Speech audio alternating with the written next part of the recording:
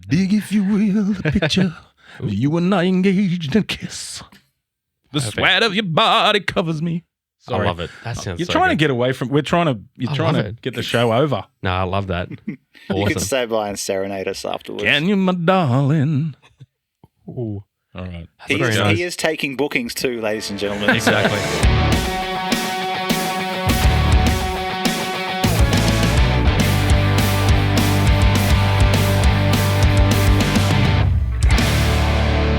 G'day, everyone.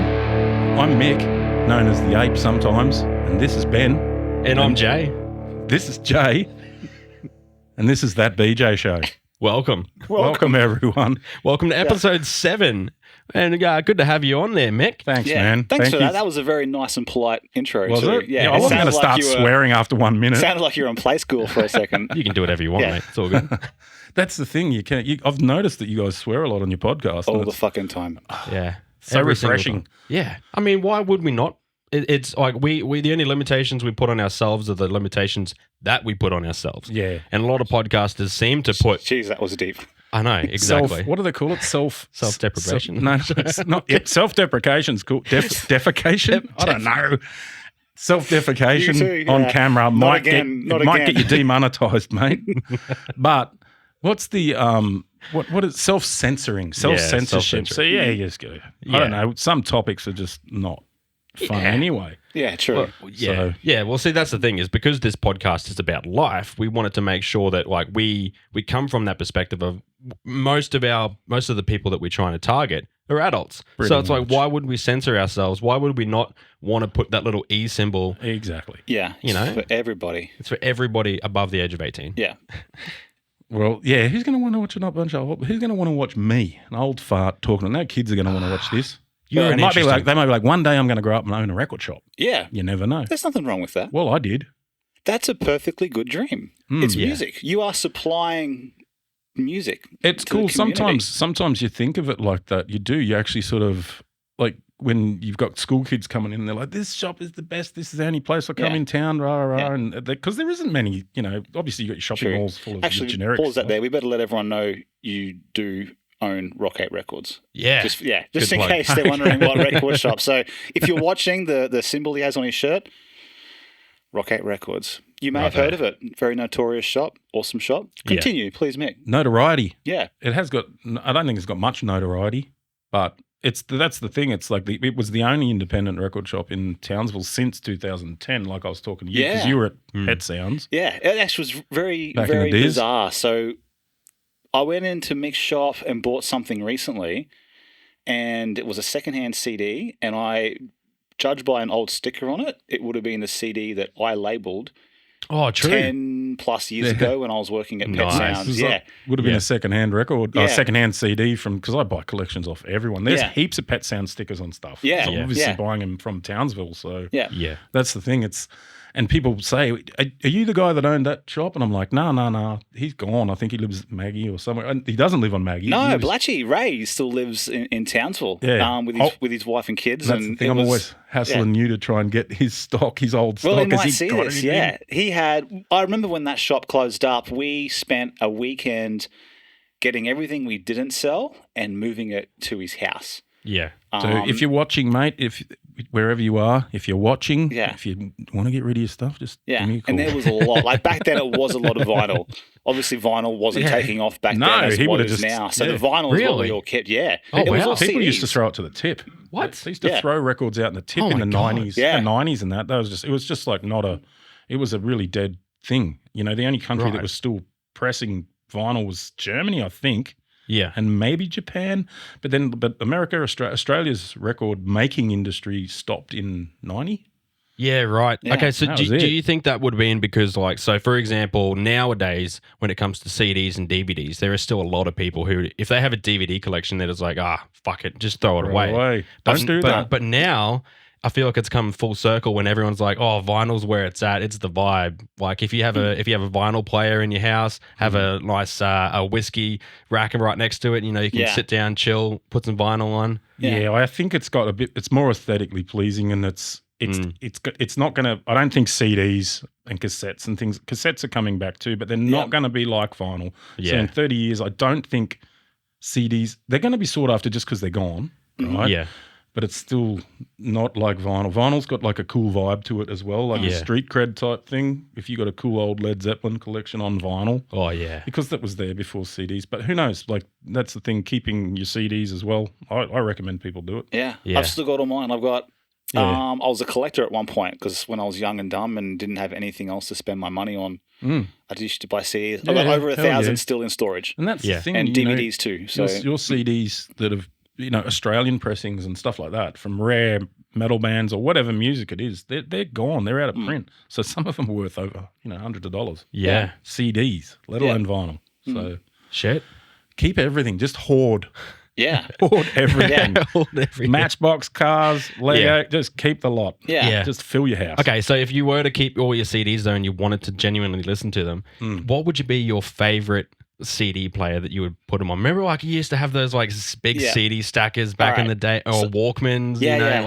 I used to love my Discman, and I used to put the Discman on a pillow in the car. Oh, so good. Yeah. Like that was a cool thing, that the Sony Discman, because I had Walkmans before that. Yeah. I am 51, so I've had everything. I had a Walkman. And it was funny too. This is going to make me feel old, but that Relic CD player you have in your shop, was the first CD player that Mum and Dad bought me to listen to my Village People CD, which was the first CD I did get. You're Village kidding. People, You know the first vinyl I ever bought with my own money? Oh. You Can't Stop the Music by the Village People. It's so weird because I went from the Village People. The next CD I bought was Rob Zombie. Right. So go figure the transition between those two. But that CD player, that Panasonic you got, that was the first CD player I ever had. Come in and buy it again for nostalgic sake. They're actually expensive now. So this is the thing.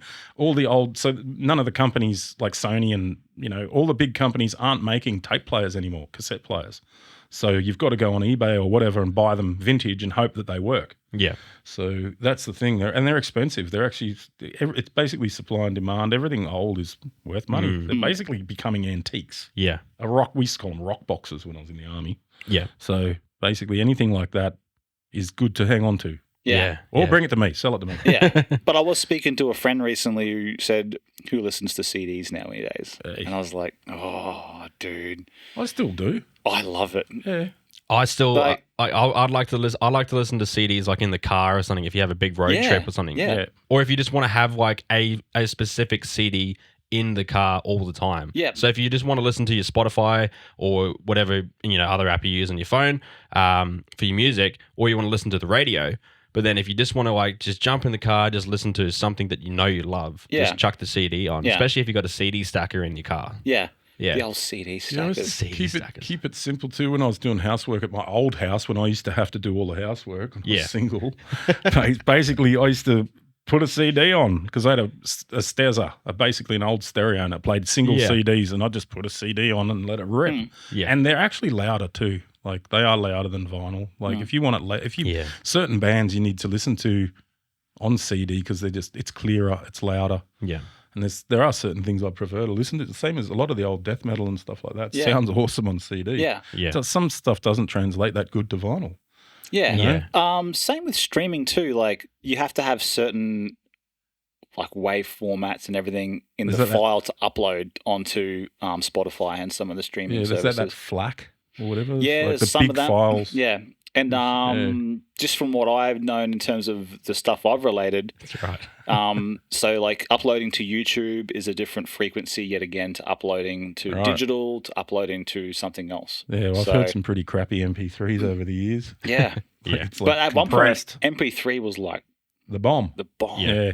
But the thing is, with all technology and stuff like that, obviously I know a little bit about it because you're the expert. But it comes to like different sample rates and different bit rates and all sort of stuff as well. So the more that you can press something as well, the shitter it's going to sound. Yeah. So and then also depending on which compression it is, sometimes audio players aren't able to decode that properly. So you might actually be missing out on specific frequencies of different things. And also it comes down to how they master it too. Yeah, exactly. So if a band is going to master a song a specific way, they will be able to master it to fit vinyl or fit the CD or whatever it is, right? And then they can master it so that the different frequencies overlap each other in different ways and pan them different ways too, which is another thing too with the vinyl. If you can't pan them, you know what I mean? Like like left and right. Yeah, left and right. Because sometimes, especially when you have a drum kit and you want to have like a hi-hat over here, tss, and then you want to have the crash over here, psh, like that, and then you want to have the toms, you want to go left, right, right, right, you know what I mean? And the snares on the left. I'm getting very technical here. I get it. But when you're mixing bands and you want to make sure you have that separation of not just the frequencies but the actual pan. But then on the top of that, the layer, I'm getting really technical. I like it. But when you have the layer on top of that where you want to have the different frequencies panned to different sides, but then you have to be able to mix that to a mono mix because some people don't like listening in stereo. Sometimes they only have one ear in. So you have to mix it to a way that it does compatible with the mono mix. That's so funny because whenever I get Luke to do a lot of the stuff I do, he's a huge fan of left and righting it. But because I'm always, a lot of the times, especially in like a work environment or an office, I've only got one headphone in so I can hear phone calls and everything. I'm always saying to him, make it more center because I listen to it one ear and I don't want half the music. Like I said, Tom's missing or whatever the case may be. All the original old vinyl is mono. Like the really old stuff was mono and then the stereo was brought out. And you're not, I don't think records are designed to be listened to on 5.1 surround or anything like that. It's supposed to be stereo. And that's the thing with vinyl as well. Like when we're saying like the clarity of CDs and Spotify, listening to it on that platform, when you've got an old Led Zeppelin record or something, there's nothing like listening to it on vinyl. It's designed to do that. It was recorded in an analog studio. Exactly. So it sounds awesome on vinyl. When they go and remaster them and everything, I kind of like the originals. Yeah, I'm with you. So it does sound different. And obviously everyone's, people say that vinyl has a warmer sound. Yeah. It does. Yeah, for sure. It does. But it doesn't translate good with everything, Some of the digital stuff, they've just chucked it on vinyl. And it's like, they have to master it properly to get it on. 100%. To get the whole thing across. Yeah. Yeah, 100%. So what is your, just to slightly change the subject here, what is your favorite type of music? Since you obviously run the record shop, do you have a particular style that you do like? I know you've thrown out names like, Led Zeppelin. Yeah, I do like classic rock the best. So obviously I am a metalhead as well, but sort of the thing about metalheads, people who listen to heavy metal, they listen to everything generally. Yes. They can be, there's different genres of metalhead too. You've got your full bogan with no teeth. Pantera. It's like you got that type of person as well. Like, so you'd go to a concert and there'd be like full metal, like the Slayer fans or whatever, their reputation was because they were nuts. And then you've got, articulate people like Ben who are metalheads as well. And they're like right into the guitar or into the music. And so I'd say I'm a metalhead first and foremost, but I love hip hop and I love classic rock as well, like Black Sabbath and Led Zeppelin and all those sort of bands, even Guns N' Roses, AC/DC. I'm a huge fan. So wicked. You can't beat it. The simple stuff from back in the day. Yeah, and I think that there's what separates a metalhead from a muso. Yeah, if everyone was to ask, like, a lot of people will introduce me as a metalhead, but if I was to talk about me being into music, I'd always say I'm more of a muso as opposed to a muso who loves death metal. But some of my favorite songs are anything but. Generally, metal musicians are the best musicians too. Like as far as guitar players and stuff like that, they are the best at it. So it's hard to play that fast and that. Those chord progressions and all that sort of stuff. But then again, jazz is cool. Once you get into these levels and then you start talking to people who are into jazz and stuff like that, and you're like, wow, this stuff's just freeform. It's next level. And I've listened to a heap of jazz over the last 4 years. I was never a jazz fan or anything. I was like, I'm never going to have a jazz section in my shop. But then when you get 20, 30 people in a row going, you got any jazz? Well, I better get some jazz. And I've learnt to love it. Like I had to play, you got to test play a lot of records too. So you'll get secondhand stuff. You're going to clean it and all that, and you'll see some scratches or marks on it. You're like, I better play this because if it's no good, I've bin it. And I had to listen to a heap of jazz, a heap of prog music from the 70s, and basically my brain has exploded over the last 4 years as far as I thought I knew a lot about music. I didn't know a thing. It was like I was really siloed in metal and hip hop and reggae. That was about it. And now sort of I listen to everything. I always did listen to a bit of everything. I didn't care, but You know, your preferences change. Yeah, And as you get older too. So Yeah. Which I'll learn. Yeah. yeah. Yeah. I'm already very diverse in my music, which I've Yeah, already you are. spoken about Yeah. on their podcast. Yeah. But I was going to ask you as well. Are you not just you like listening to music? Are you a musician as well? I've never been like, I've always dabbled in guitar, drums, bass. I've owned every instrument in a band, in a 4-piece band. Yeah. But the only thing I ever actually got on stage and did or recorded was vocals. So that's all. Okay. So in reality, and it's just because I'm so lazy to learn anything, and everyone else was always better than me. So I'm like, I'll just sing, and then I just walk in with my mic. That's my setup. That's fair enough. Standard Easy. singer. Yeah, man. Like the drummer would be like, give me a hand. Let everyone else Yeah. bring Give me the a hand. equipment I'm in. like, oh, I got a bad Single back. mic. No, that's all good. Yeah, but I mean, when I ask if you're a musician, doesn't mean that you need. Like, I'm asking if you're an established part of a band or anything like that. I just No, mean I like, have- can you pick up a guitar and I can play a some few basic things? chords. Yeah, I play power chords and things like That's that. So not wrong. Smoke on the water. yeah, Nice. Yeah. stuff. I'm not a good musician at all. No, as far as vocals go, I can sing. I can hold a note in the shower. Yeah, that's good, man. Yeah. It's good. I can do a death metal growl. I can Ooh. sing some reggae, man. Yeah. So You want to give us some Buffalo Soldier. nice. I like it. Now I've got that song stuck in my Yeah. head. Dread like a Rasta. But I don't know.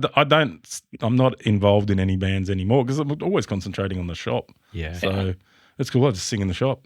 Yeah, that's fair. Yeah. Have you been a part of like any recordings or anything like that? Just or? basically demos and stuff back in the day. Like I was in a band called Bolus in Brisbane Yeah. years and years ago. And probably I was only about 25, 26 doing that. And we recorded demos and things like that. But by the time they got good, I'd left. I Yeah. left, and then we had a DJ in a band because it was the new metal era. Yeah. And he took over the vocals. Yeah. And they brought 2 CDs out. And I actually named the band and formed the band with the guitarist. But it just kept going for years after I'd left. I was living in Scotland. Yeah, I right. wasn't even here in Australia, and this band's still going and doing festivals in Adelaide with 28 days and stuff. Yeah. Yeah. Wow. We did the Vans Warp Tour. That was my claim to fame, is standing on the back of a semi-trailer, sort of semi-trailer tray, watching Pennywise play on the main stage. Yeah. So we had Nice. about 50 people in front of us, and I'm watching Pennywise. Yeah. So that was pretty cool. That was about as big as we got. Yeah. We did a demo and stuff like that, but it was pretty new metal. Yeah, type that's pretty stuff. fun. It was Yeah. cool.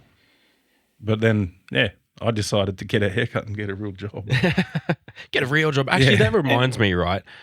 Before when you said right at the start when you were talking about getting this, Benny was actually saying, it's some people's dreams to get a record shop, and it begs the question, what is it like to run the shop? Was that ever like your big dream? And if it was your big dream, what is it like now compared to if you dreamt about it? Because there's a lot of jobs that people think, oh man, if I could just do that. Like for example, even someone like me as a photographer, people think, oh, if I could just be a really established photographer, like I'd be there. You know what I mean? Once you're doing it, It's and very you've been doing it different. for years. It's sort of it's a bit sad for me because I was such an avid record collector, but now I always look at records as stock. Yeah. So it's like, if I go one for me, one for the shop sort of thing, I'm always pilfering and taking my, but the thing is when I go I've got a huge record collection at home now. Yeah. And I go in there and look at it, and I look at it now as stock, not as my collection. I'm like, it's worth that. That's worth that. Yeah. I can sell that. I'll hang on to that for a bit because I know that'll be worth. But it does take it away from you as far as that goes. As far as sort of the passion for record collecting with me. Like if I go to other record shops now, I know where they get their stock. Yeah. I'm like, that's from that wholesaler. That's from that wholesaler. I can get that. I don't need. So I don't walk into a record shop in Brisbane anymore and get that thrill. Yeah. Or whatever. Unless you find a gem, but they're kind of all been pilfered these days too. So Yeah. the shops in the major cities get hammered. So that's the beauty of my shop is I don't get as many people through the door being in Townsville. Yeah. So stuff sits around and people from Melbourne and that come up and they look and they're like, how the fuck have you still got this? Yeah. I'll pull a record out and I'm like, I don't know, I live in Townsville. Yeah. It's been sitting there for 6 months. And like they're long gone, long sold out in Brisbane or whatever. So Yeah. I don't know. If that answers your question. That's I the don't know. downside. It's sort of like for someone who's in a band and putting out music. Exactly. You You can't- lose your mystique. Yeah, you The can't mystique's gone. listen to music the same because No. now you're critiquing, for instance, like the mix. Yeah, Yeah. it becomes So a if- business. a guitarist, if listening to music might go, oh, the guitars are a bit too low in that mix. Yep. Instead of enjoying it from what it Yeah. is, it's like you're critiquing everything. I'm sure like photography's the same. Like you see something, you're like, oh, I would have used a different bit of lighting for that photo. It's even tattooing. That the guys next door, Yeah. I've become good friends with all of them, right? And when I first met them and all that, there's that air of mystique of a tattooist, and they've always got an attitude, and they've always, they're badasses and that. And then you get to know them, and then you watch how they talking, because I'm in there all the time, obviously, if you have a look, and you sort of you lose that mystique as well. So because that's why it'd be good to have a tattooist on this show too. Yeah, we're working on old Yeah, spooks. just sort of throwing something out there. We're working on old spooks. Because it's fascinating for people. I remember I was enamored with those guys when I first met them, and then I'm like, oh, these dudes are cool. I'm going to try, and I became mates with them and all that. And I kept telling them for years because they had the shop next door. They used to be in my shop. So Dead Man's used to be in Rock Ape. Yeah. Where we are now. Really? I didn't know that. Yeah, I used to get tattooed in the tiny. So you know that back room with the t-shirts? I used to get tattooed in there by Genji. Yeah, right. So nice. yeah, he was out the back there and Dan was up the front and Spooks was like in the middle, and that was it, just the three of them in that little space. And then they moved up one, and I was still working for the council then, and I was always saying, I'm going to take that one, I'm going to start a record shop. And they'd be like, bullshit, bullshit. Because my nickname at the council was Gunner. Because I'm an ideas guy. I'm like, let's do that. I'm going to do that. I'm going to do that. And I always, because I wanted to start a radio station. Yeah. And I was going to do a pirate radio station. And then I looked into how much shit you get in if you do this. And hang on. What do you mean? Like pirate as in illegal copying? Not our radio station. That's what I thought. Illegal. Basically, you're not allowed to just start putting radio frequencies out there on a band. People own each band. And you know who owns most of the radio bands? They auction them off every year. It's a weird. I looked right into it. True. Yeah. The Christians, the churches and all that own a lot of those radio bands. Fuckers. And then you got to buy it off them. You got to fucking buy it off them, man. And they have auctions, and it costs a shitload to get that little FM 104.9. Yeah. That number. Yeah, right. It costs a shitload. How are you going to do it pirated though? Well, you can just do it. What was your idea? I think one of the nightclubs used to do it. Oh, right. Wild FM used to just do it. They just had dance music on all day. And we used to find like all the young fellas at the council to have it on in the truck, and it was just, they got shut down. Oh. You're not allowed to do it. Damn, that's awesome. So they called pirate radio stations. They used to do them in the UK. They were famous in the 60s and 70s because they used to get on boats and record. That's true. They'd have it on a boat and transmit from a boat because we're not in England. We're off. They used to go off the, outside the international I'm still trying waters. to figure out how and transmit from out there to get it. Loopholes. Yeah. How do you get the music on air then? Like, how do you? You'd put it into the frequencies. It's like any other radio that you have. You can input into a frequency. Yeah, he'd know. I don't. Yeah, I didn't look into that side. Because I wouldn't know how to do that. Yeah. So I mean, it's slightly different, but like you have wireless microphones, right? Yeah. I actually remember back in the day when I was at church, funnily enough, speaking about that, we used to have literally the radio station frequency. Every now and then, it would like slowly peer into our microphone frequencies. And we had to it was so stupid because they're dual band frequencies anyway. Technically, you shouldn't be able to get them. Anyway, it's a whole thing. But yeah, you can basically like tune yourself into that. So it's not like rocket science. You need a dish. Yeah. You need a satellite dish. You need someone not to throw food into the satellite dish. Yeah. So our shop, my shop in town, we are right next door to those big radio stations, Power 100 and all those guys. And that's why I'm joking about the satellite dish, because they've got a big satellite dish out the back and there's always rubbish in it. How does that get there? I don't know how that gets there at all. But yeah, it's interesting sort of. Then that was another thing over the years. Like I used to always say, I want to be on radio. I'm going to be on radio one day, blah, blah, blah. And it was like a dream. And then I ended up volunteering and doing Kyle's radio show on Triple T. Yeah. So we're doing that metal show, and you guys end up doing it as well. Yeah, so everyone's doing it now. Did Yowie originally guest with you one night? Yeah, well, we used to get him in. We used to get people in, if someone was interesting, or into metal or whatever, we'd say, come along. And Yowie was always sort of saying, I'm going to do it one day. Yeah. And Yowie started doing it regularly. Yeah, well, Kyle runs that program, and he's trying to push to get others in because, he wants people who are right into it to do it. And Yowie was a natural, and Yowie had done it before back in the Diz. So Kyle was always pushing him to do it. So, and you have to do a little course there at Triple T beforehand. So he finally got it all done. Now he's killing it.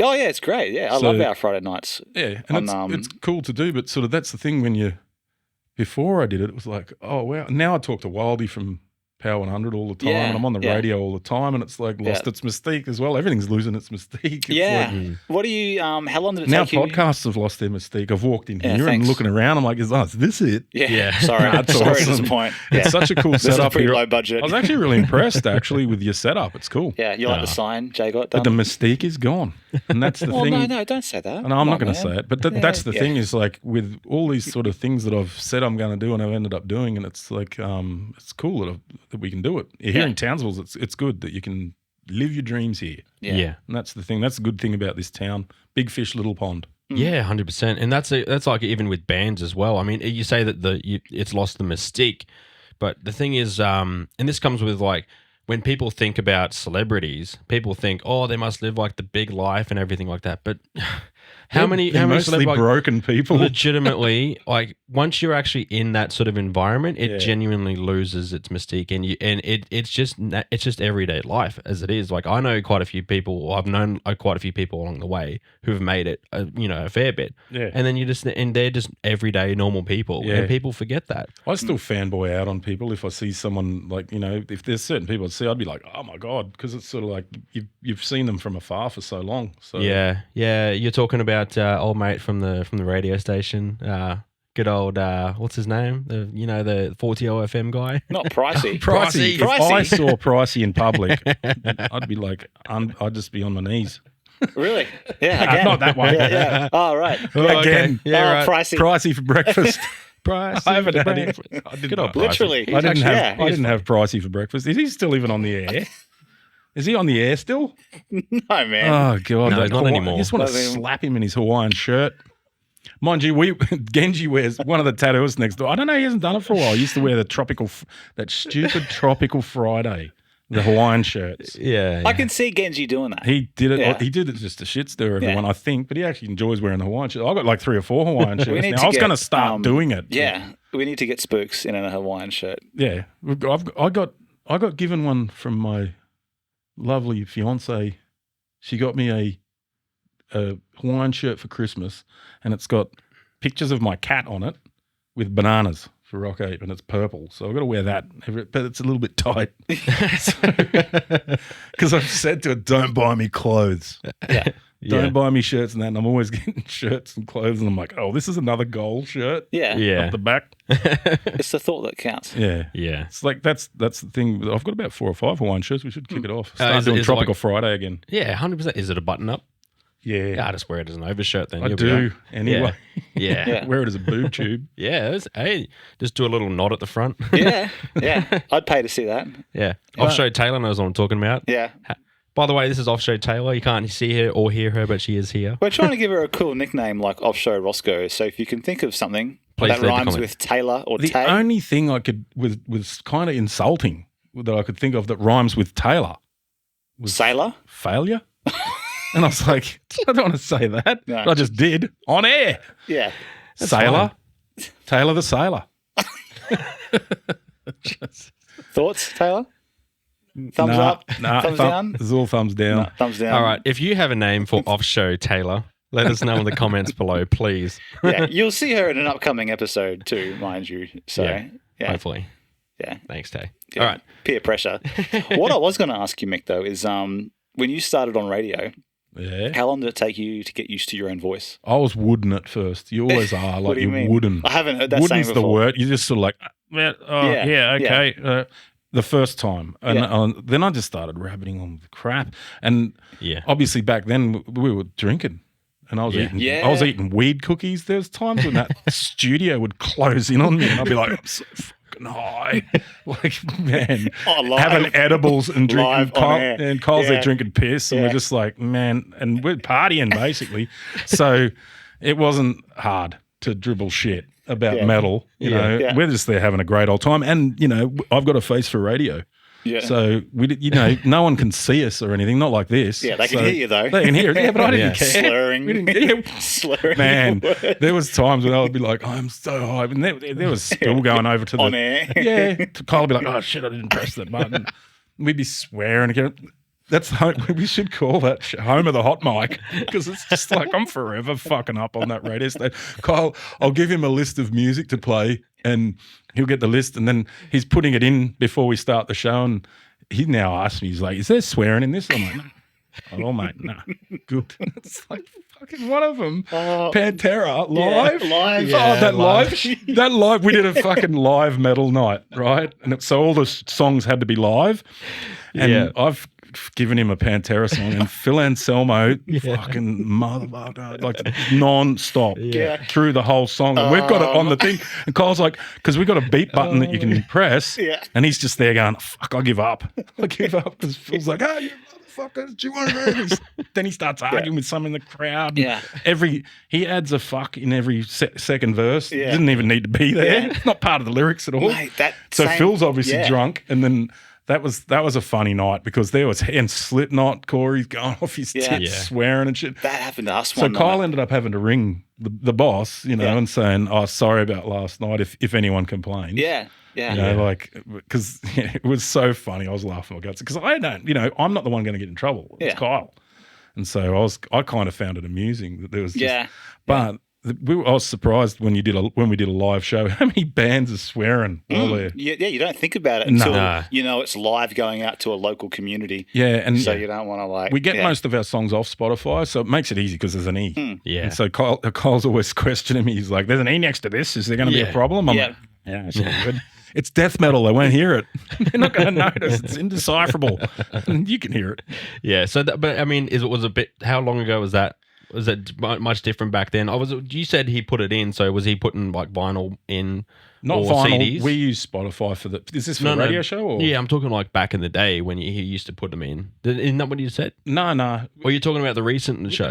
So basically, I've only been doing the radio show for a few years now, I think. Yeah, right. So we've been using Spotify since I started. Yeah. There is a CD player in there at the studio, so you can play CDs, and we can bring vinyl in and play it. We just can't be bothered half the time, because we just rack it up on Spotify, and you got people requesting and stuff like that, so you can just... get it pretty quickly. But it was one of the requests though that got me, Spooks, and Yowie one night. We didn't even know the song, and that's right. The second half of the song is just fuck, and we're like, "It'll stop soon," and they kept going, fuck. I mean, we're all sitting in there like waiting for the phone to ring or someone. The thing is like I can normally vet it. So what I'll do is I'll be sitting in the shop the day before, and because I'm choosing songs to put on the radio, so I'm like, I can't give him that, because I'll play it in the shop first. So generally before we do a show, we vet most of the songs, but the odd fuck slips through. Especially when Phil Anselmo from Pantera. Oh man, he was nuts that night. So I was cracking up laughing. I was like, fucking, I said, "Leave it." Kyle's going to stop it. I'm like, "Run, let it rip." Gwen from fucking Rasmussen's going to be ringing up. What is it? But we get old people, because it's a Triple T's community radio. So it's, old people music all week. And then, you've got the Spanish show and the Filipino show and the Indian show and all this. But and then, there are old ladies listening on a Friday night, so they'll ring up and go, they ring up all the time. Yeah, we had one. It was really early in the show where, we don't start playing the real heavy stuff till like half hour, 45 minutes in, It gets a bit aggressive around 8 just to warm into it. And he'll tell you the story. I should let him tell you, but just to to condense it. Lady rang up after the first couple of songs and said, "What on earth are you playing?" And it wasn't heavy. And he's like, "What do you mean?" She's like, "This is disgusting." Oh, he told me about that. And he's like, he did. "Well, I got something to tell you. Like, I'll be honest, it's only going to get worse as the night goes along." But I didn't realize old ladies who still use their phone ring up and whatnot. It's funny because that studio's so old. There's a red phone in there. There's an actual phone, and the light goes off. That's awesome. And there's an actual phone. With a cord. We normally have. There's only a couple of people ringing. They're just the regular drunks that ring up on the Friday night, and it's pretty funny because they're always the same. And they're like, "Can you play this?" And we're like, "We've already played it." Sort of thing. But you get the odd granny ringing up. So I mean, what time is the show normally? I thought it was only from 8 p.m. onwards. 8 till midnight on a Friday. So it's called Friday Rocks. Yeah. What's the regulation then? Because I know broadcast is technically you're not supposed to have swearing up to a certain time though. I think with Triple T, I know that one. It's not at all. Yeah, it depends what it's. It's mainly it's like you can't say fuck or can't. You know, Yeah. like that's the thing they just don't want that as part of their thing anyway. Yeah. Because of I don't know what the old lady. regulation because of the old lady clientele. Disgusting. Yeah. But as far as saying shit or butthole or whatever, it doesn't matter. Yeah. Yeah, fair enough. There's no fuckface and cunt. No. Like, I have to stop myself all the time. I'm like, yeah. It's actually funny if you guys know, if you know Spooks, you'll know how hard it would be for him to stop swearing on air sometimes. Yeah. I've been around Spooks for like the last 15 plus years. Yeah. And he is the most well-behaved person in that studio because he knows it's all live. Yeah. It's so funny. Like my reputation. One of my best mates, just like totally different person in that studio to when you're out of that studio. He does sound very reserved when he's like real on point and that. And I'm like, man, loosen up. Yeah, for someone who's like, fucking hell, all this sort of stuff. And like to hear him go 4 hours with not a single cuss word is awesome. Yeah. And that's like the reason why for this, like we already spoke about that a little bit before. In my mind, I'm trying not to swear. No, you know what I mean? That's the fucking thing, man. I'm like, I've been trained now to, as soon as this is in, because I used to have like being a singer in a band and stuff like that was the profanity machine. This thing, I'm like, fucking but mate. But that's the thing. It's like sort of been hardwired into me over the last few years. Triple T's, don't swear. You can't swear. It's like, righto. Yeah. Well, see, okay. So there's a difference between you're allowed to swear, and there's difference between you shouldn't swear in certain scenarios. So we actually spoke about this in one of our other episodes. I can't remember which one it was, but we spoke about like where's the worst place you have sworn. I think it was Courtney's wildcard. I think it was episode. one of the wildcard ones. Yeah. So, but it's like, you know, on this show we have the ability we can swear if we want to. Yeah, you're not going to do it gratuitously. You just sort of if it's part of the conversation and it's funny. We're not fucking swearing because of the sake we can fucking swear. Sometimes it's fucking funny to swear, mate. Yeah. But that's the thing. Yeah, you just sort of. So, you know, that's a funny story about swearing. When I moved to Townsville from not from Cairns, from bloody Brisbane, I moved up here, and I had another job to start with. I worked for Peter's Ice Cream, and I was a sales rep, believe it or not, for Peter's Ice Cream. I had less tattoos. I had less tattoos and a goatee and short hair. But the thing, I didn't last long. I was only up here with them for about 3 months, I think. And then I ended up on the council up here, and I could not believe how these people swore. They used the cunt as a full stop. And that was the women. That was the fucking women. Big lesos. You know, it was unbelievable. It was just unbelievable that job. Like when I first started, I was like, where the fuck am I? And these, you know, and I was in the rural crew. So like my ganger was the leading hand. He'd sit in the back of the truck. I'd drive the truck and he'd be sitting in the back just piping on just all day. And he'd go, you want one? I'd be like, no, man, I'm going to drive a fucking truck. And I'd hear him in the back. He'd be like, slow down. He only wanted us to do 60 on the highway. And shit. Yeah. Was he like Billy in the back? Yeah, fully. Yeah. Really? Oh, just punching it on. And then like he'd work with no shirt on and shit. Like this dude, he actually lived under a fucking house. Like with the dogs, they used to call him Dog Rider. I shit you not, man. He's dead now. R.I.P. Lance. He was a good dude. Like Henny was my first leading hand. He's like, you can get a permanent job here if you want, rah. And I'm like, oh really? You know, because I needed a job because I'd quit the other one. So I was behaving myself. I'm not bonging on with you, mate. I'm trying to get a job here at the council. He was funny, that dude. And like everyone, all the foremen and that hated him because they'd ring and say, can you guys go and do this? He'd be like, tell him to fuck off. I'd be like, I'm not telling the foreman to fuck off. This is like month one at the council. We could do a podcast just on me at the council, dudes. I'm telling you. Oh, let's dive into two of your favorite stories. Yeah, let's go. Let's go for it. I'm just trying to think. Well, that one was funny when there was a to and fro. Like, so I had the foreman. You know, I'm trying to get a permanent job at the council, and he'd ring up and say, "Dude," and Lance would be like, "Tell him to fuck off." And I'm like, "Phil, he said to fuck off," sort of thing. He's like, "You tell that prick." So I'm the go-between. And it was just real funny that working down at that depot was hilarious because they had a water tank down there, and it was the water supply for Nome. Yeah. And the council depot was, we'd get in it and swim in it. Sort of. And the foreman would walk in and my head would pop up in this water tank and he'd be like, don't you get caught. And that's all he'd say. and you like the health and safety girl came in once and they had a porno going on. So the foreman, Wait. all right, so listen to this. The foreman got given a box of VHS pornos, right? They found them at the tip or something. Right. Because we just fucking had everything. So he's got that. So he's like, I'm bringing my VHS. So he's brought the VHS in. He's got the porn just going nonstop. And one of the OH&S women from the council, from the city, came down because they were doing an audit or something, and she saw the pile of pornos. It wasn't actually on the TV at the time, but I'm not going to embellish the story that much. But yeah, she opened the cupboard sort of thing, and it was full of porn, and they were in the shit for that. That sort of shit went on all the time down in rural. Like the first day I got there was a full-blown food fight happening. You know, it was a good job, and that's the thing. I remember my mum ringing me because she was worried about me because I'd quit that other job, the sales rep job, and she's like, when are you coming back to Brisbane? And I'm like, I'm not. I think I've found job. Because one of the first things they said to me was, slow down, you're working too hard. Blah, blah. I'm like, not a problem. Like a fish to water. Me, I'm going to do fuck all today. And we used to pull up in the council and be like, I'm doing fuck all today. And we'd be like, me too.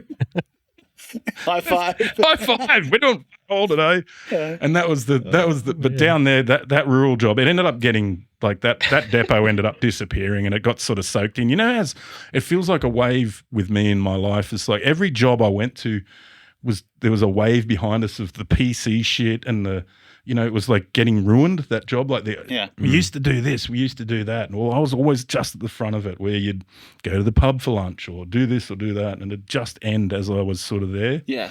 Yeah. And that happened with that depot. I went into town as a permanent employee. Yeah. And that thing got made defunct or anything. But it was hilarious down there. It was the funniest 6 months of any job I've ever had. Because we would literally turn up to the job, do about half an hour's work. She'd be like, Smoko, you just fucking got here. And the asphalt in the back of this truck was cold mix. So it wasn't even hot mix. It wasn't hot. So it can sit in there all day. Yeah. So they'd leave it in the back of the truck for a week. Yeah, sort of do the odd pothole. And they'd find, because we were out in the middle of nowhere, and I've only just come to Townsville, so there's fucking snakes everywhere and just the wildlife up here and there's plants and everything attacked you and shit. And I'm like a city slicker from Brisbane, but I'm like loving it. It's like really funny. Yeah. Funny. Yeah. So yeah, it's basically smoko all day and then misses this job. I do, man. Like that, if it was like that.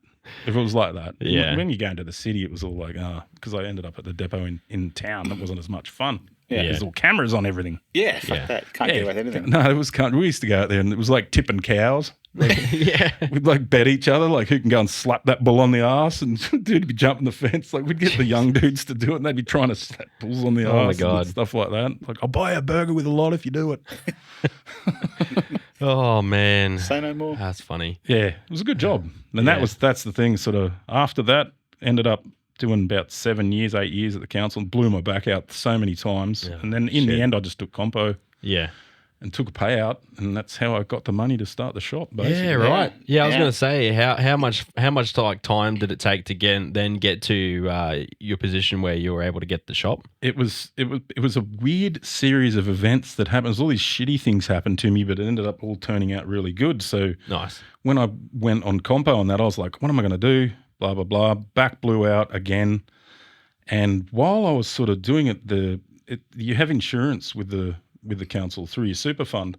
And so they're paying my compensation or whatever. And they've said to me, we see you've ticked the box here. You're going to go for total permanent disability because your back's buggered and your hips are buggered as well, apparently. Can we see your x-rays? And I said, have a look at everything. They paid me out like that week. They're like, you're done, man, because they saw my x-rays. And this was in 2017. Jeez. I only just got a hip replacement last year, so I lasted another like 5 years, 6 years with that hip. Yeah. So once they paid me out, I was basically just sort of not doing anything. I was just basically partying and not doing much at all because I didn't have to work. But I was like, this money's going to run out one day. But then my house flooded in Anoonba, which is just on the south side of Townsville. Yeah. And so that house flooded. So then there was another insurance payout. So I'm like, all right, this money I've got to do something with. So that was where the shop I was like, okay, I'm going to do a record. It was either going to be a vape shop or a record shop. Yeah. So I'm lucky I went with the record shop. Yeah. Because Yeah, I already the pirate radio station idea went is gone out. by now. Yeah. I mean, I mean, you don't have to say that it is actually up and running. Yeah. But There was someone in the shop literally the other day, and their Apple phone must have, I don't know what, I don't have Apple, I do Android, and they basically would typed in Rock Ape Record, and it came up as Vape Ape, which is the original name for my shop on my ABN or something, but it's come up on their phone, and I'm like, nah, Vape Ape doesn't exist, mate. I'm Rock Ape Records. Yeah, right. So he was like, oh, I'll just change it. I was like, what the Yeah. hell? So yeah, there was going to be Vape Ape. Lucky, because there's so many regulations in that now. It wasn't a good business to right. do, but I just could see that there was money to be made in vape juice. Yeah. Because it's made of nothing really. It's like vegetable gums. oil. Yeah, it's nothing, and Yeah, and they right. charge like $40 for a bottle. I'm like, I can make that Yeah. myself. Oh, Just 100%. stick it in a pot. Mix vape juice. Yeah. But so I'm an ideas guy. I've got Mate. books on how to make vape juice. Yeah, Bro, So yeah. You'd Gunner. make so much money, Yeah, even still to Gunner. this day. Yeah, 100%. That's the thing. You just sort of.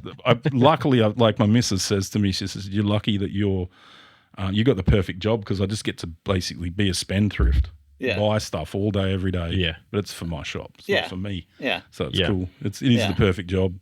Yeah. Coolest car too, with the Rock Ape logo along the back. It's looking a bit tired now, man. That's all right. With the I'm just being Masala really. in the back. I'm just being really stubborn. I'm refusing. Mate, We're just gotta- we had a you got to tell last, them about the Masala in the back seat. last year. I had my birthday party. It was my 50th, but it was a bit late. It was a bit later and basically we catered it.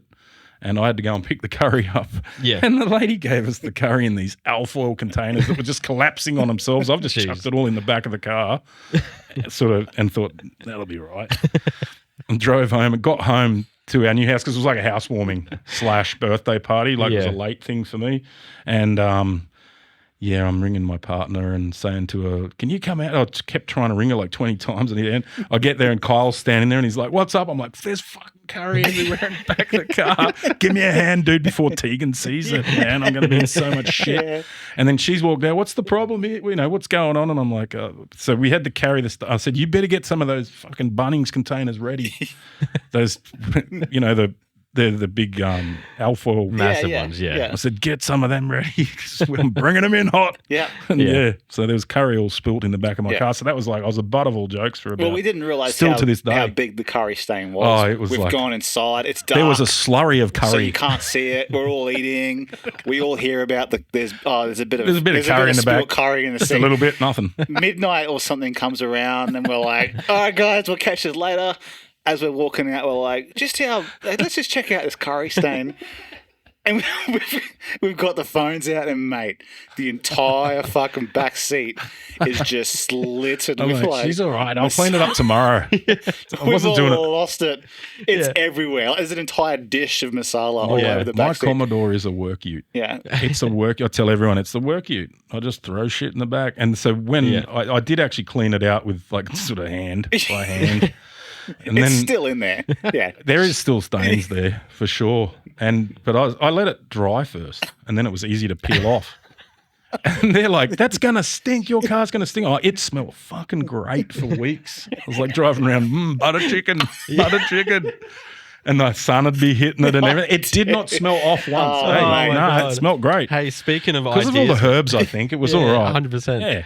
Speaking of ideas, man, you should start making those little trees, but then like making them as curries instead. Just dip it in fucking butter chicken and hang it off your window, off your 100%. mirror. Oh, that'd be so good. I love that. Do it. But yeah, my car is. I'm just being stubborn now because I've had the money on a couple of occasions now to actually go and buy a new car. Yeah. Yeah. It's like, nah, man, this is a Holden Commodore. I'm keeping it. Yeah, And yeah, fair it's like literally falling apart off the motor. Yeah.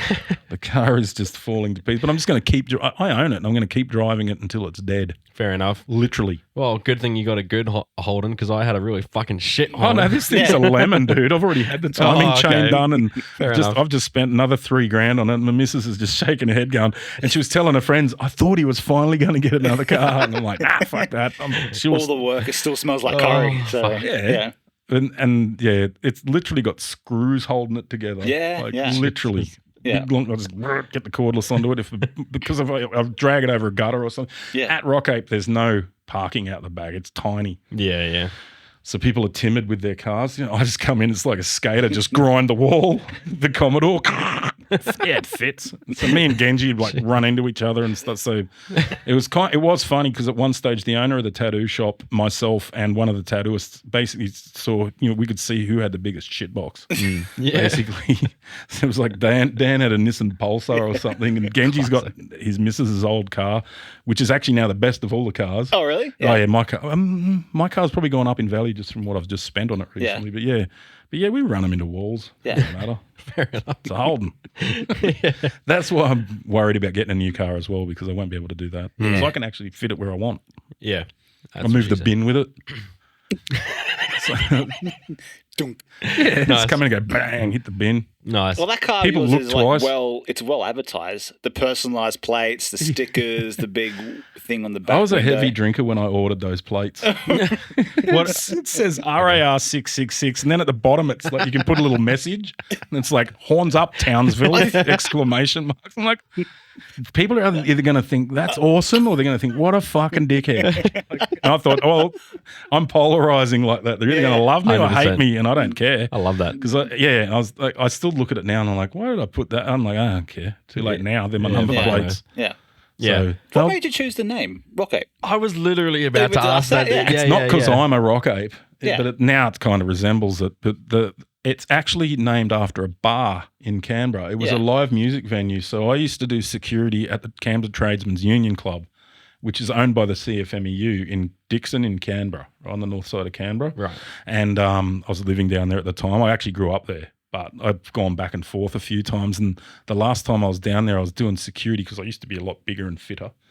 And so I was bouncing at that club, kicking drunks out. They've got like 500 pokies in this place. It's just nuts. So, but they also owned a building next door which had a gym, and then above it, they had it was like a bar up there, and it was called the Rock Ape. And the dude who was running it, his dad was a lawyer because they were trying to kick him out for years. And it was just like there was some good bands that came and played through there, So it was called the Rock Ape. So I used to go up there and get drunk after work. So most of the security would go in there and kick people out of there as well, and blah, blah, blah. I used to knock off and go up there and drink and watch the bands. Yeah. Yeah. So, I always remembered that name. I just always thought it was a cool name. But it got shut down and everything eventually. Yeah. Because they used to get noise complaints, massive. Like full black metal bands and everything would play. Yeah. It was loud as, because they're on the second floor, so it'd just echo across this suburb. Yeah. So people weren't living far away. But yeah, that was where the name came from, the Rock Ape. It Nice. It stands was out. such a cool name back then. I was like, what a cool name for a pub. Well, it wasn't a pub. It was like a live music venue, but they had a bar and everything in there. So Yeah. and I just always remembered it. And when I had to come up with the name for the shop, it was already done. Yeah. I was like, I'm going to call this Rock Ape Records. Fair enough. Coming up with names is such a fun and interesting thing. Like, I even remember when we were coming up for the name for the show. You just go through all these things in your head. It's like naming a band, naming even naming a song. That works. Yeah. It's like double entendres are the best. Yeah, 100%. Exactly. Yeah. Yeah. That's the thing. Ben and Jay, or is it Blowjob? Well, it's not blowjob, obviously. What's a blowjob? It's that Ben and Jay show. That's what it is. Exactly. That BJ show. It has a ring to it. Ben Anyway. and Jerry's. Yeah. It makes sense. I laughed when I saw it. I was like, man, good one. That works. Yeah. I'm actually obviously, as this episode comes out, episode 6 would have already been out quite a while ago. But I was editing that one up a while ago, and it's so funny. We were talking about that BJ show, and Jade was talking about how she said to her clients and stuff, how she's like, I'm going to go on that BJ show. They're like, the fucking what? I'm going on the BJ show. They're like, no, it's not what you think it is. Yeah. And I was like, that is perfect. Yeah, it's so funny. But the Rock Ape, that just came to you because, like, obviously you thought about it from that from the shop. And it's also a double entendre because by then I'd gone troppo and I looked totally feral. Yeah. I actually went and got my beard trimmed and all that this morning for the show. But normally, like, I just look like a rock ape, so it works that way as well. And people walk in and go, "You're the Rock Ape," and I'm like, "Yes, I am." Fucking oath. Yeah. And I do have a nickname now, sort of thing, like all the lads next door, and most of the customers and that call me Ape. Yeah. So like, "Hey, Ape," and I called myself Ape. I speak in the third person on my Instagram posts and stuff. Yeah. Yeah. And on the The radio. ape is doing this. Yeah, it's like Yeah, it's awesome. just to be annoying, or it's just because I'm weird. It's like a really well recognized name too. I remember when we always used to do trivia on Wednesday nights, and we'd call our team. well, it was a mixture between the Dead Man's Hand and the Rock Ape guys. But everyone was going to go, oh, that's that shop, Rock Ape, you know, Yeah. or the ape over there. Yeah, Spooks Mrs. came up with that. Christy, Christy. she came up with that. What was it called again? It was the Dead Apes. The Dead Apes. Dead Apes. Was it? Dead Apes. That was our trivia Nice. team. Yeah, We trivia. did well. That's actually a really good name, did obviously, well. because of the shop and your shop. So Yeah. Yeah. clever. For a bunch of hacks, we did all right. We won it once. Oh, there was the music episode. Yeah, though. it was a metal- music- it was a- I think it music was a metal Like, night. We had to. We got win. set up. Yeah. Yeah, how funny is quiz nights, right? Like, and trivia nights, I should Yeah. say. Like, I've only been to a few, but like, it's so funny the diversity of like the questions to Yeah. the answers and stuff. Like, Yeah. I've always wanted to go, which you would suck at because you hate The Office, but I want to go to The Office like quiz nights because I know I could smash it. Yeah. Hence why. I mean, I'm wearing a Michael The Scott Michael shirt. Scott shirt. Well, But- that's the thing. They let us know beforehand what the categories were going to be. And Yeah. they had Yeah. a Simpsons That's one what I say, once. the Simpsons. And And we got and Shari, Nelson. one of the Yeah. tattooists next Yeah. door, and her partner. They're Simpsons fanatics. So Yeah. we're like, "You're coming to trivia." 100%. And they we didn't- knew everything. Like, we didn't- question we would come didn't up win that and like night, they'd but- be like straight away. Like Yeah. they just knew straight Yeah. away. We did. Yeah. Did we win it? We didn't win it that one. No, we came We close. did really We- well. I we- think we came yeah. second or something. Yeah. But that was the thing. We used to you grab people who, and there's some really smart people at that trivia night at the brewery in Townsville. Yeah. I don't know about nowadays, but yeah, there's some smart cookies there doing that, and sort of I'm really good at general knowledge, but when you do those actual trivia nights, you're like, I'm not that good. Yeah, I know Yeah. it feels. I'm dumb as fuck. I was going to ask. Yeah. I'm an expert at fucking useless knowledge. Exactly. I've got tons of it, and I'm like, how come no one wants it tonight? Exactly. Fucking Exactly. I was going to ask, what places do you do quiz nights at? nowadays we don't. We haven't done it for a haven't done for while, ages. but It it was used the to be down brewery. at the brewery. Oh, you it was did the good because it's brewery. air conditioned Yeah. there, and it was good food. And so the feeds were awesome. Yeah. They had this like his saying is, "You going to eat that? yeah. I don't know. You going to eat that?"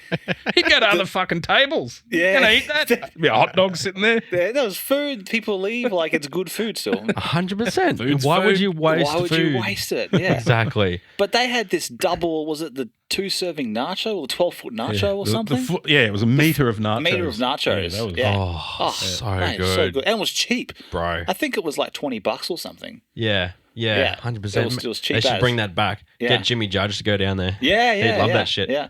He'd froth that. He'd eat that. No Oh, worries. easy. Yeah. It's- Easy. Yeah. I tried to do that. Speaking of food challenges, Yeah. there's one at OBJ's, which is another sports bar in Townsville, and it's up near the cinemas there. The And hot dog? I didn't do the hot dog. I Those look- couldn't finish it. I don't, looks like I a don't good like the one. little hot dogs No, I because I, couldn't don't like finish the it, yeah. I don't like the rolls and I don't actually like the taste of that hot dog. Yeah. Oh, yeah. So, but the steak challenge, Yeah. Yeah. I did all right, man. Yeah. I didn't finish it, Hmm. but it's massive. It's like Yeah. it's a big steak. Yeah. And Yeah. huge pile of veggies, and I got all the way through that and the veggies, and about a third of the way through the wedges, and the wedges got me. Yeah. Potato gets me. It- Why? 100%. The carbs. Me too, bro. Can't do it. Yeah, I would actually love to ask Jimmy about that because I mean, you know, Jimmy sort of. Yeah, I chat to him occasionally. Yeah. I'd love to talk to him because I haven't seen all of his videos yet, but like getting to see how the process behind like getting to that point of the meal. 'Cause Yeah. I struggle with potatoes or wedges or Yeah. any like, especially if they're beer battered. If they're just like straight up just dipped in oil, it's fine. But if they're beer battered chips, man, I struggle straight up. One Yeah. of my favorite things on YouTube to watch is dudes who do food challenges. So there's Yeah. some real good ones out there. There's Beard Meets Food. There's Randy Yep, Santel. really good. And these dudes who are professional eaters, Yeah. right? Yeah. It's mind over matter. Yeah. So when you get to that carb bit, like me, and that you actually just got to push through it and keep stuffing it Yeah. down your face. Yeah. And it's like you can't do it. I just can't do it. I'm I feel like, sick. oh. Jimmy- I actually was having a panic attack with Yeah. this steak thing. I'm thinking, fuck, I've just eaten over a kilo of meat. yeah. And I can't breathe. Because I've got a lot of visceral fat. Yeah. So Yeah. it's like pushing on my lungs. Yeah, yeah. With Yeah. the steak. And I'm like, man, fucking, I'm stopping. I'm tapping out. And I Yeah. was sweating. I had the meat The sweats. meat sweats. Yeah. Yeah. I feel Jimmy, like that's not um, psychological at that point. That's This is physiological. physical. Literally, This is- yeah. you're going to have a heart attack, Yeah. man. I had to go home and lay on my side Yeah. for a good couple of hours. Yeah. But those dudes just push through. They just keep eating, and it's amazing to watch how they do it. And some of them are actually little dudes. Yeah. Yeah. Like every year I watch the Nathan's hot dog eating contest. That's just fucking so funny to watch. They Yeah. just mash it into their face with water. Yeah. Oh, stuff Yeah. like that. So what were we going to say? I was going to say, Jimmy did one recently where he had like a massive big chocolate cake. Who's, Yeah. Oh, sorry. For all the people who don't know, I'm gonna go, who's Jimmy? And if you don't know so Jimmy Judge, he's a local Townsville guy who does food challenges. Oh, right. Yeah. Is he on YouTube? Yeah. Oh, Yeah, you he's guys on give the him a whole follow. channel. Oh, Yeah, righto. I'll Oh, link yeah. him. Yeah, Actually, Link him in sure. in the comments I was below. talking to him about Definitely. coming on an episode. Oh, you got to get this dude on it. Yeah, for sure. Is there a hero? There could be a new hero for me in Townsville. This chocolate cake that he attempted, like if you're watching this, and it might be hard to sort of tell over, like if you listen to it with Spotify or whatever, but if you're watching, like this thing was like 6 to 8 inches tall. Diameter was like, I mean, at least it looked like, again, 6 to 8 inches wide on a camera. This thing was a full-blooded, rich chocolate cake. Mud cake. Yeah. And I think he got through half of it. I mean, like, food quantity-wise, he's done a lot more, but the fact it was just all sugar, It's dense too. that's what I think would have got him. Wake up with But I mean, diabetes. he'll be able to clarify. How many cows was that? Did he I don't say? know, but no. Because I know that he does put a lot of the cows on most of the time too. I'm not too sure. Like one of his recent ones, he did a what was it, 1 cow per follower or something? It was like, was it 8,000? Yeah, I'm not too sure. I do remember him saying He's that. in Townsville, is he? Yeah, Has yeah. he done the steak challenge? Yeah, Oh, yeah. he would have. He'd Sure, nail yeah. it then if he's Yeah, a we'll have a pro. look now. Yeah, I'll have a look right now and Yeah. keep talking. He's done a lot. Yeah. That's because not long after I did it, a female did it, and she was like quite a big girl, but not fat or anything like that. She was just solid. Like she looked like she played a big netball girl or something. She nailed it. And then a couple of weeks later, there was 2 people that did it. So I was like, man, I'm gonna have another go at this. Because you get a shirt, don't you? Yeah, I think it you get it OBJs? You free get a shirt or something? Yeah, you free get and then it a free. shirt. Yeah, so it is doable, but you got to be a big eater. I am a big eater generally anyway, but once you get into those, that it is hard. Yeah, the pile definitely, of wedges is massive. The carbs get you. Yeah, sorry, I'm looking through obviously his Instagram. Oh, dude, I can't find the OBJ one. I know he's done OBJ ones before. Yeah. I've seen them. He would have nailed the hot dog. Yeah. Yeah. I would imagine so. It's the bread. But he's travelled around like all local areas and like Gladstone and a heap of other places just to do food challenges. It's a thing now because there never used to really be food challenges in Australia. No. But America is the home of the food challenge, and that guy, who's the dude who did it first? Adam Richman. Yeah. That Man versus Man Food. versus That Food. was such a. I loved that show. And sort of after great that, show. now it's like there's people making really good money in America doing food challenges. Yeah. And it's entertaining to watch too because you're like, there's no way. Like you kind of have bets on yourself. He's not going to eat that. There's no way. Yeah. Pancakes, like the dude from Scotland, Beard Meets Beard. He's not from Scotland. He's from England. He's called Beard Meets Food, and it's always disgusting because he just gets covered in his beard and everything. Yeah. But man, he did a stack of pancakes, and I was just like, because I know what I'm like after eating some pancakes. They're just so filling. Yeah. And he ate like a ridiculous stack, and they were like, I'm not exaggerating, they were like 2 foot. Yeah. And he did it. Yeah. Yeah. It's like, how does that little dude do it? Yeah, that's Where right. does he fit it? Yeah. That's right. And speaking of like the psychology behind that too, I'd be really interested to ask him, especially if we can get him on the show one day. But like, you know how if you eat I don't know if you guys are like this with pancakes specifically, but if you have like a big stack of pancakes, if you try to eat that big stack of pancakes as they are, you might not be able to get through like a really big one. No. But that's what she said. If you put ice cream on it though, I don't know what it is, but if you put ice cream on it, the cream with the pancakes and everything, like it just, for some reason, it breaks it up and it makes it more easy to consume. I guess, it's not as foamy. Like, you know what I mean? Like, you're helping it just slide down. I thought you were going to say you compress them all together. So it's. I didn't think you'd say you add more food to get it through. No, but see, that's the thing that I'm talking One of their about. tactics is to put sauce on everything. So every bite they'll dip it in a sauce, or So it's or they have moisturised. the water. Yeah, It's wet. it's way easier to eat food when it's been moisturized. Yeah.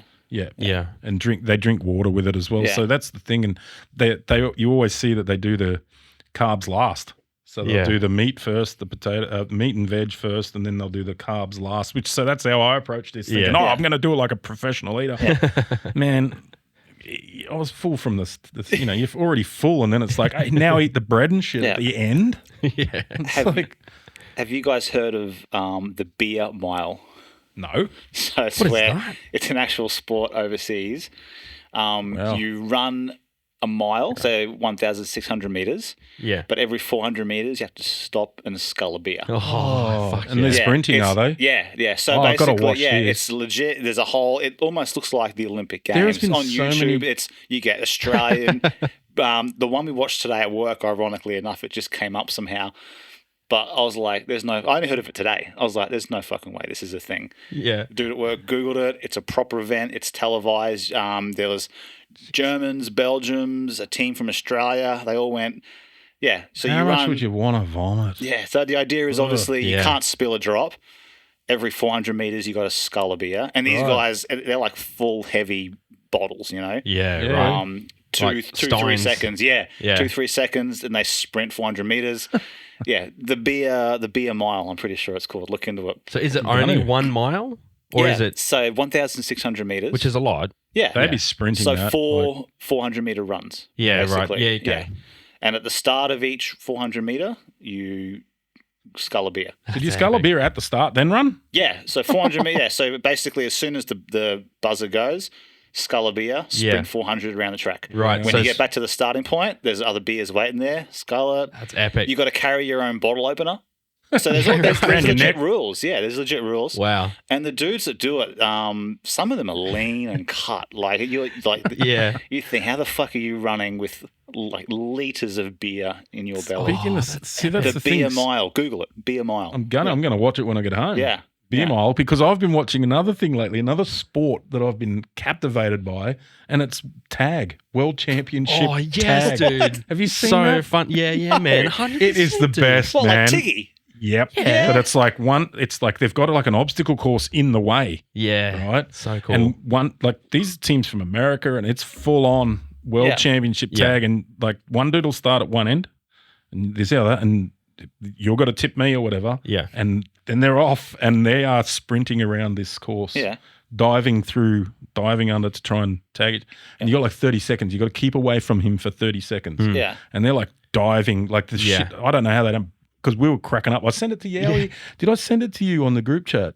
Maybe. Because me and Yowie were laughing. Imagine if me and him were doing it. We'd be just smashing through these obstacles Yes, and they're dude. trying to get to each other. Yeah. And Yowie Yeah. goes, I just end up throwing shit at you. Yeah. Because the thing is, Yeah. and we'd be breaking bones. Yeah. Like, because if you come off one of these, like these dudes are diving through. You seen it, have you? Yeah, I have. Yeah. How Yeah. mental Yeah. is it? It's so good, They man. are so agile. And Yeah. I get sad when I watch it because I'm like, I was like that once. Yeah. I was Although- able to Yeah. jump around and go under things, and now I'd be like trying to crawl Yeah. under something. So. Yeah. Well, but in saying that, have you seen like Physical 100 on Netflix? No. No, you haven't? Okay, so Physical 100 is based in... Tay, have you seen Physical... Okay, all good. So Physical 100 is a competition based on Netflix, and it's based in like Japan or something. Basically, you have 100 people, and they're all competing for the physique, like who has the best physique, basically, right?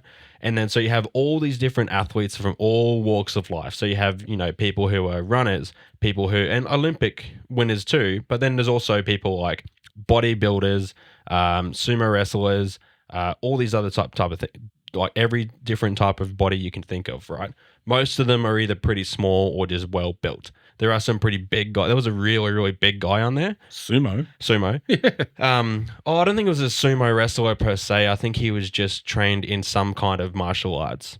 And he was a bigger guy. When you're saying physique, like what's the aim of the game? The aim of the game is to get you through all these different challenges to get 100 people down to the best, to the person who has the overall best physique. To do all those obstacles. But you have to do all the obstacles. So the first obstacle of the whole entire thing was they have to hang from this big rack on the ceiling, and whoever can hold on the longest gets to go through to the next challenge or whatever. Right. But like 50 of those people I think it was 50 gonna of them. say- Process of elimination. Yeah. So process of elimination Yeah. where it gets right down. Anyway, but speaking of tag, there was this there was one of the episodes they had this like tag game, and it was like tag, like what you're talking about, and what it was. But there was a big sumo guy versus this tiny little runner, and this little runner was freaking out because he's like, he can catch him. Yeah.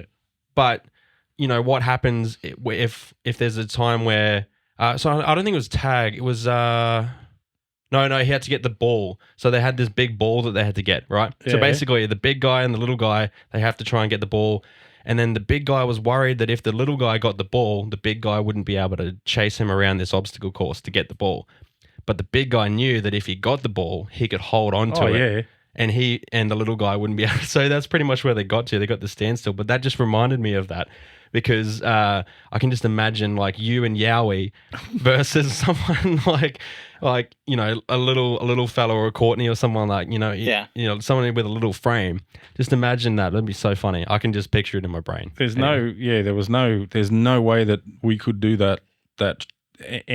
These dudes are just next level. It's like I was amazed at their agility. Yeah, like they're literally jumping and running along a beam to try and get the other dude, and then he'd dive under it. You've got to watch it. If you haven't seen it, folks, you got to watch it. Yeah, World Championship tag. Yeah, exactly. And they're like full sponsored teams and everything. These dudes are proper athletes, man. Yeah. Like it's next level. Yeah, it's like they're a lot of them are like parkour type dudes and that. It's nuts. Yeah. So anyhow, yeah. What other crazy sports are there that are out there now? That's the thing. This internet has opened up everything. Yeah. So there's just That's right. like I'm now and you know as far as you got the professional eaters and all that, but then there's the mukbang. Yeah. Oh, that's just weird. Yeah. It's gross, Yeah. but it's like you can sit there on YouTube and watch someone destroy dominoes all night. Yeah. And it's like it's half ASMR, half making a pig of yourself sort of thing. Yeah. I was friends with a girl I used to work with down in Brisbane who was really into that. And on her lunch break, you just hear like eating sounds of like pasta and like sloppy joes coming from the room out back. And I'm like, holy shit, she's a fucking messy eater. Yeah, but you walk out there and she's just quietly eating her lunch to like someone slurping down pasta and stuff.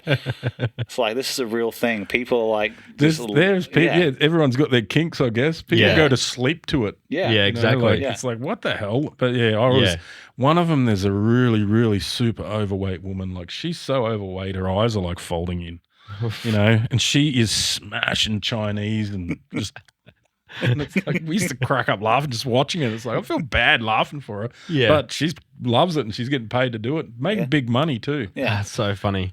And it's just like, how do they afford it? Yeah, that's the thing. It's they'd get it for free. Sponsored The food. Yeah, they'd get that food for they free if they're smash it. sponsored. Yeah, and there's other ones too. There's like something where he it's a big black guy in America. Butt chugs. Not butt chugs. That's Steve-O. Have you ever done a butt chug? That's Steve-O, isn't it? No, I haven't done a butt chug. I'm sure he does them. Didn't he do them? Steve-O? From bloody Jackass. Jackass, he's doing butt chugs. Butt chug. Yeah. I haven't done one. No. I haven't tried it. Don't reverse eat it. Yeah. I don't reverse eat or butt chug. Yeah. Mate. Wasn't a council thing? No. Sure. Went in this hole. Mate with his shirt off, smoking a billy in the back. Pie hole only. No. Oh, He used to dry his shirt on the steering wheel when we knocked off too. Yeah. So I'd come in and go, fucking hell, it'd be like this stunk Yeah. work Weed. shirt, stinking of weed and sweat, Yeah. hanging on the steering wheel of the truck. What other food?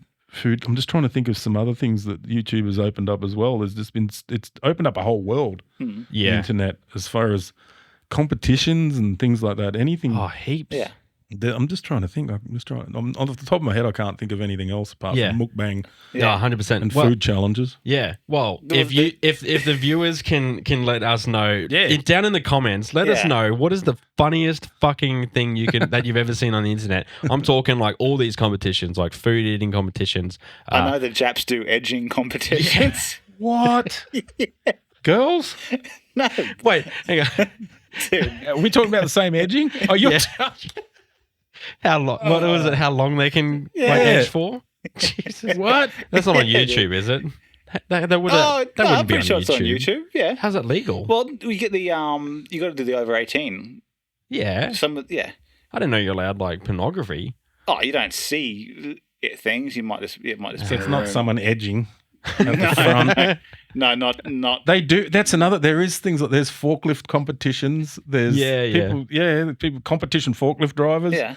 What was another one? There's some ridiculous shit that I've seen. There's like it wouldn't surprise me if there was another type of edging competition where there's people actually doing edging. Yeah, But With their lawns.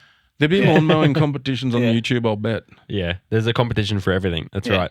Yeah, Yeah, it's created some funny shit, but like Yeah, I'm 100%. constantly because I've got like a nice TV at home and I just basically have it on YouTube all the time. If we're not going to watch a movie or something, it's just like YouTube and it just keeps coming up. And I love the travel vlogs as well because I haven't traveled for years overseas. I did a whole lot of travel when I was younger, but nowadays I've got a business, so I can't just piss off when I want. Yeah. So I used to have heaps of leave and no money. Yeah. Now I've got money nowadays, but I've got no leave. Yeah. That's right. And it is hard. And got a family and stuff now, so you can't just fuck off to Bali whenever you want, which is like what I used to do every single year. So now I watch all these travel vlogs and I vicariously live through them. And I actually sit there and, because I'm watching on the big screen, there's some of them where they just put a camera on their head and walk around. Yeah, that's right. And I'm like, I don't need to go to LA now because I've been watching a dude do it on an electric bike. He rides around the hoods on an electric bike with all the cameras on. Yeah. Talking to people and stuff. I'm like, don't need to go to LA now. It's a shithole. Yeah. I've seen it all. Yeah. So, but there's dudes, like there's one dude at the moment, his name's Wayno. He does Wayno's Adventures, and I've sent you the things. And he literally goes around Bangkok drinking piss, smoking weed, and eating like a pig. Yeah. And that's his vlog. That's his video. And it's hilarious. He's a real funny dude. He's from Gosford down that way. And like he's getting heaps of followers and a huge following. And I think I saw the thing on Insta before. He's going to Bangkok today and he's got all these people messaging him. Yeah. Because his videos are really funny. That's funny. So I like these travel vlogs as well. Yeah, that's right. It's so fascinating that like YouTube has really opened up such a massive platform for people to put so many different types of videos online. And that's why like, even when people give us different feedback of like, oh, you shouldn't do this, shouldn't do that, whatever. It's like, literally everyone has the freedom to put whatever content they want on YouTube. There's no rules, man. And there's no rules, bro. No. There's like, you can do whatever you want on YouTube. And at the end of the day, if you're doing it for the reasons that you want to do it, then that's the main thing, right? If you're going to monetize it or whatever, then you got to watch it if you're doing politics and shit like that because they might not lean this way or that way. But stuff like this, do what you want. But but the thing is, it's like even if you do if you pigeonhole yourself into a very specific corner of the internet too, it's like in reality, you can have all these different people that come along and say, oh, you shouldn't do this type of content because that's not going to work.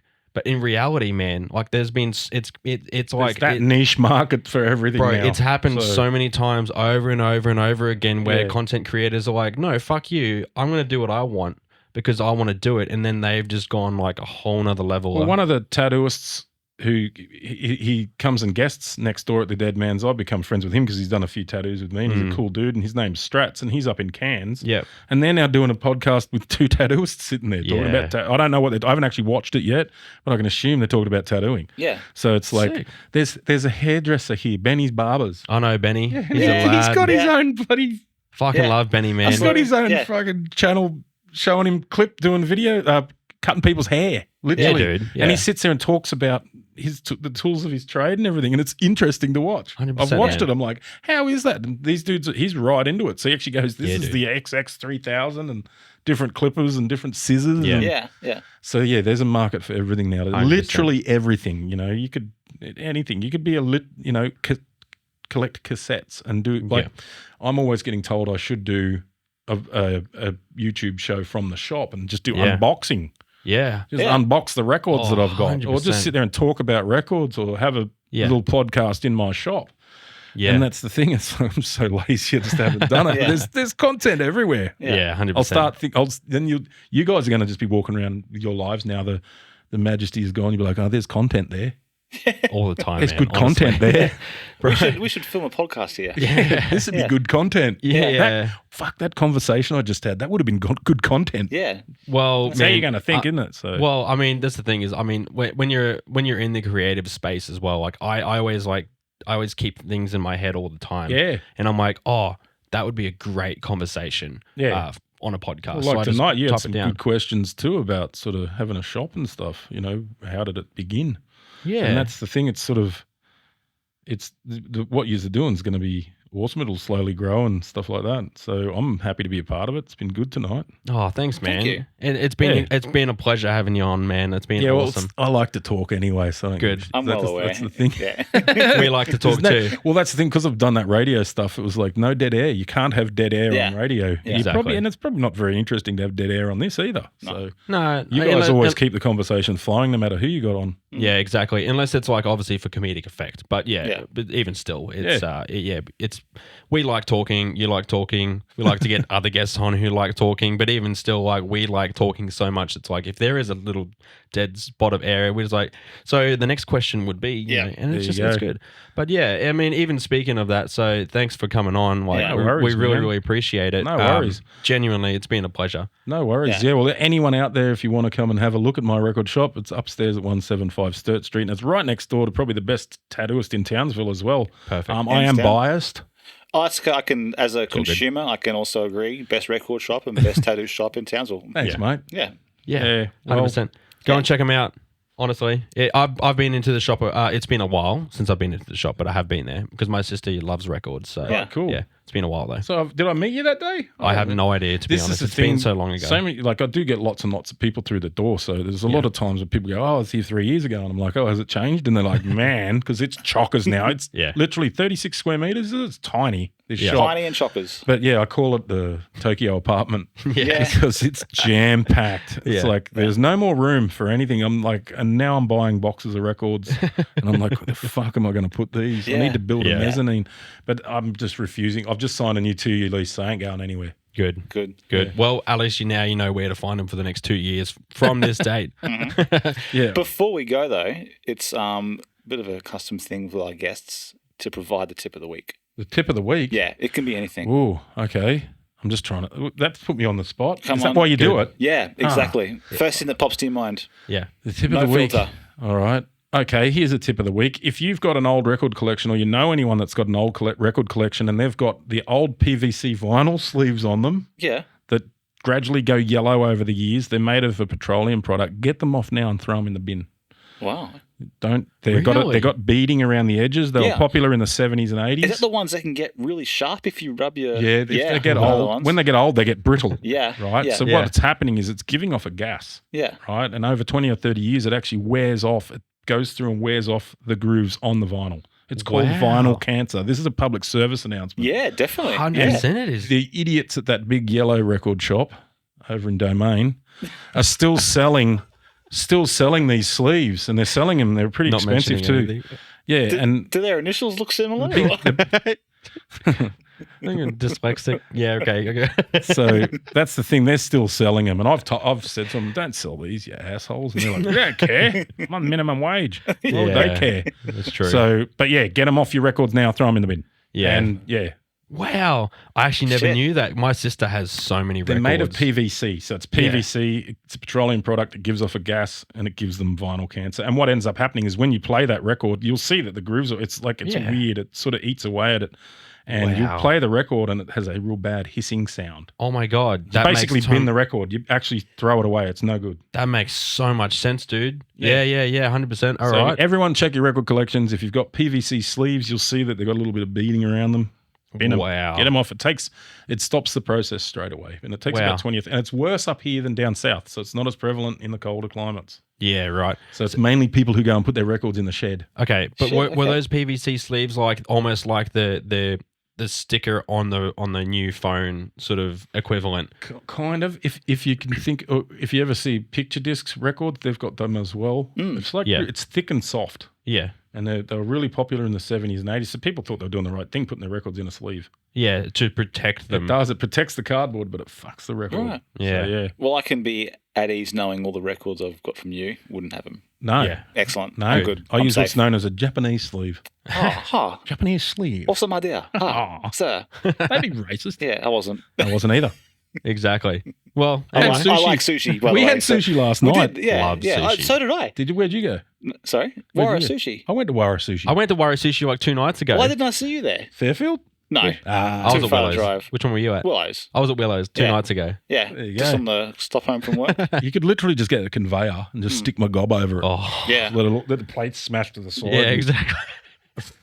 All the drill comes I down. always send you photos of my stack. I work from the council. Me and my Oh, I brother love it. Jimmy went in there. We went to the one at the cinemas and we were just seeing how big a stack we could get. And it was like ridiculous I love 'em. teetering. Yeah. Yeah, so much Sushi fun. stack. It's the best food ever. Oh, I love Wara. Apparently it's junk food, but I don't know. No, fuck off. Nah. I don't know. It's healthy. I don't think so. Japanese food is real good for you. Love it. Yeah. Anyway, on that end, we should probably end the podcast. But before we do, Benny, can you tell us where people can find us? Everywhere. We're everywhere. Fantastic. Well, that's the end of the podcast. Yes.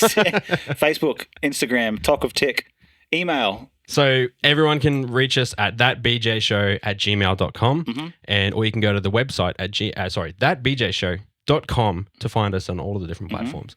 Yeah. Graham of Insta, Book of Face, Talk of Tech. Yes. We're all there. Yes. And remember to put the comments down below of all the different things we asked for. If you need to remind yourself of what we asked for, just go and watch us again. Just rewind a little bit. Yeah. Yeah. Do you all have good. a PO box if there's an old lady who wants to send you a nasty letter? Oh, Not yet. Not yet. We can Imagine look that. into it. You go and check it every week. Go, oh, is there anything in there? Yeah. Yeah. That'd be pretty cool, That'd be actually. pretty I will cool. post you shit if you get a PO box. Really? Literally. We could organise it. We could organise it. Yeah. All Does right. it cost money? It does. It does, yeah. Which, by the way, speaking of money, we're not really looking for money, but in the future we will be looking into various ways that our people can support us as well. So keep an eye out for that. That's coming soon-ish. Is that called Patreon or something? Patreon, Yeah, that's a correct. good thing. Yeah. Yeah, Pretty cool. Spelled kind of funny too. How would you spell it, you think? Patreon? that's correct. Yep. Yeah. Yeah. So Or you could just throw a hat on the floor. yeah, Yeah. exactly. Throw a couple of coins in. Get the guitar out. Mm. Maybe I should have loved you. Thank you. Perfect. Could you do Prince next? Purple Rain. Dig, if you will, the picture. You and I engaged in a kiss. The Perfect. sweat of your body covers me. I love it. That sounds. You're so trying to good. get away from. You're trying to love it. get the show over. No, I love that. You could Awesome. stay by and serenade us afterwards. Can you, my darling? Ooh. All right. He Very is, nice. he is taking bookings too, ladies and gentlemen. Exactly. So, yeah. All right, go and check out Mick at Rock Ape Records Yeah. in Townsville. Thanks, boys. And any details will be below. So thank you so much for coming, and we'll see you next episode. Catch us later. Thanks, Tay, for being off show today too. Yeah. Thanks, Tay. We'll think of a nickname. Remember our nicknames for Taylor? Down below. Down below. And not Taylor the failure. no. You're not allowed with. She said no. She put thumbs down to that. Yeah. Exactly. All right. Awesome. Thanks, guys. We'll see you next episode. Catch us. See ya.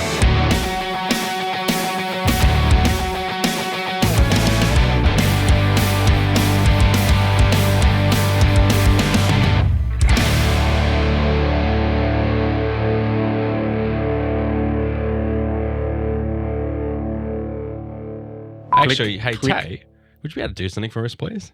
Would you be able to click the this mouse here? Oh, Yeah. legend. Other button. No, that's No, right. mannequin. Can you just move it over?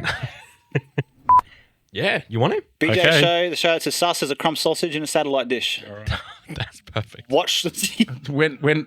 Tell me when you're gonna say action. What's the longest that something's last for? Not that long because the birds get Yeah, I it, was but the gonna crumb say. sausage did not get touched. No one touched it. It went black and then it went green and it was zombied. It was zombified. And didn't Spooks put some zombie meme on it or something? So Yeah. it went green, black, and eventually just blew away as dust, I think. And then there was a black mark where the sausage was. Yeah. It was there for months. Yeah.